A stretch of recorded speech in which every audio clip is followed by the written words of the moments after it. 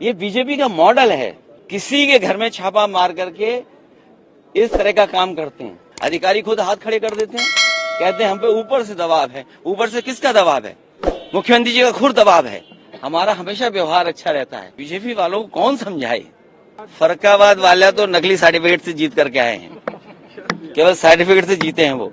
और मैं तो कहूंगा उनके इलाज के लिए हम लोग मदद करना चाहते हैं। तो एक बात तो हमें और आपको ये समझनी चाहिए, मैं पिछले कई वर्षों से और खासकर उत्तर प्रदेश में देख रहा हूं, भारतीय जनता पार्टी का एक बहुत सोचा समझा मॉडल है कि वो पहले अनकॉन्स्टिट्यूशनल काम करते हैं, गैर कानूनी काम करते हैं, और अगर आप उसमें विरोध करने आते हैं तो प्रशासन से, शासन से आपके खिलाफ कार्रवाई करते हैं।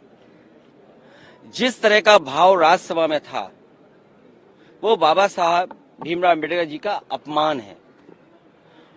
न केवल हम समाजवादियों के बल्कि पूरे देश के शोषित, वंचित, पीड़ित, अपमानित लोग और जो समाज में सबसे पीछे छूट गए थे, उनके लिए आज भी वो पूजनीय हैं।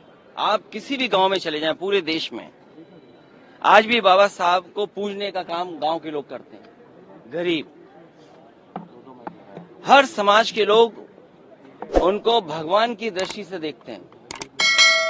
तो इस तरह की भाषा का इस्तेमाल करना न केवल निंदनीय है बल्कि शब्दों को वापस लें और माफी मांगने की जो विपक्ष की बात है उसको मानना चाहिए सरकार को। और सच्चाई तो ये है कि जो व्यक्ति माफी मांग लेता है वो बड़ा होता है। माफी मांगने वाला व्यक्ति हमेशा बड़ा होता है। ये जो कलयुग आया हुआ है, हालांकि वो मैं नहीं कह सकता हूं कहां से शुरुआत हुई थी, लेकिन भगवान श्री राम ने के अलावा जो हमारे भगवान हैं, भगवान श्री कृष्ण ने जब अपने प्राण छोड़े तब कलयुग शुरू हुआ। आखिरी शब्द भी यही थे जब उनको तीर लगा कि डेस्टिनी थी, ये माफ कहना चाहिए, भूल जाना चाहिए इस चीज को। तो कम से कम सरकार को जिनकी भाषा से, व्यवहार से पूरे देश का सेंटिमेंट बाबा साहब भीमराव अम्बेडकर जी के लिए जो अपमान की तरह भाषा इस्तेमाल हुई, उस पर माफी मांगनी चाहिए और शब्द वापस अपने लेने चाहिए। राहुल गांधी पर एफआईआर हुई है सर, देखिए, ये हालांकि मेरी स्पीकर साहब से बात नहीं हुई और दूसरे पॉलिटिकल लीडर से बात नहीं हुई, लेकिन ये लोकसभा का परिसर है। इसमें सबसे ज्यादा सुप्रीम अगर कोई है तो स्पीकर साहब हैं। अब सोचिए आप, बीजेपी के लोग तो स्पीकर के साहब के ऊपर भी चले गए। हालांकि मेरी किसी पॉलिटिकल पार्टी से बात नहीं हुई है, लेकिन ये जो परिसर है वो लोकसभा का है। तो स्पीकर साहब के पास हम बैठ करके बहुत सारी चीजों को सुलझा सकते थे। लेकिन मैंने जो बात शुरू में कही, भारतीय जनता पार्टी के पास तरीके हैं, उनके पास मॉडल हैं, अंडरग्राउंड पॉलिटिकल उनके पास राय मशवरा आता है। वो कब ध्यान हटा दें, और पहले तो खुद अनकॉन्स्टिट्यूशनल काम करते हैं, पहले खुद गैरकानूनी काम करते हैं, और फिर शासन प्रशासन से ऐसा कुछ करते हैं जिससे कि दूसरे पर आरोप लग जाएं। और मैं तो फरक्काबाद के सांसद जी को देख रहा था, वो सर्टिफिकेट वाले सांसद हैं।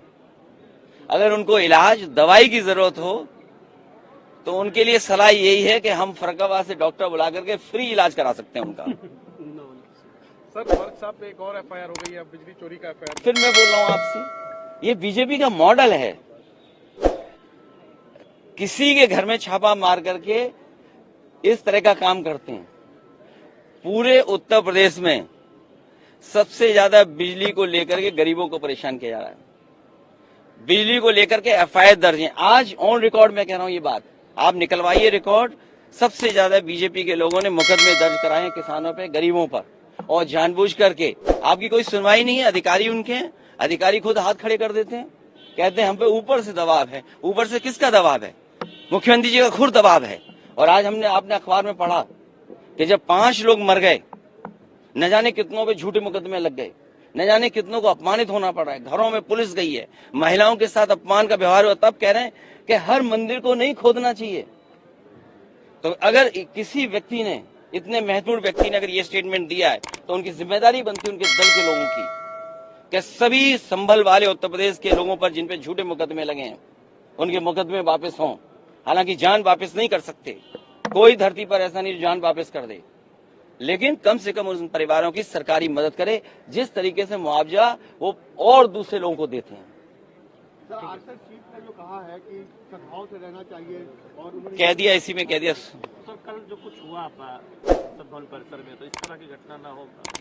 मैं तो चाहूंगा ऐसी घटना ना हो। हम एक दूसरे से हमारा हमेशा व्यवहार अच्छा रहता है, लेकिन बीजेपी वालों को कौन समझाए, बीजेपी वालों को कौन समझाए। सरकार उनके पास है, प्रशासन उनके पास है, पुलिस उनके पास है। अगर ये लोकसभा परिसर में हुआ है तो चाहे कांग्रेस चाहे बीजेपी को सबसे पहले स्पीकर साहब के पास जाना चाहिए था। बीजेपी को स्पीकर साहब से शिकायत करनी चाहिए थी। और अक्सर हम और आप तो देखते हैं जब आपको बाहर किया जाता है तो स्पीकर साहब आपको बाहर करते हैं, पुलिस बाहर नहीं करती है आपको। तो ये शिकायत अगर बीजेपी के लोगों को करना था तो स्पीकर साहब से शिकायत करते, स्पीकर साहब सभी लीडर्स को बुला लेते, हम लोग बात कर लेते। अखिलेश जी, कल जो धक्का मुक्की वाला प्रकरण जब आपकी जानकारी में आया उसके बाद फरक्काबाद वाला तो नकली सर्टिफिकेट से जीत करके आए हैं, केवल सर्टिफिकेट से जीते हैं वो। और मैं तो कहूंगा उनके इलाज के लिए हम लोग मदद करना चाहते हैं। मिलने जाएंगे क्या सर? किसान बोर्ड से हटाए। लोहिया जी की वो बात मुझे याद आती है। लोहिया ने कहा कि एक तो जेल में जाते रहो, दूसरा फावड़ा और तीसरा वोट। तो किसान की हर मांग के पक्ष में हम और भूख हड़ताल के पक्ष में हम नहीं है। लोहिया जी, समाजवादी लोग कभी भूख हड़ताल के पक्ष में नहीं रहे। हम लोग संघर्ष और वोट की ताकत से हटाने के पक्ष में रहे। हमें उम्मीद है किसानों की सरकार सुनवाई करेगी।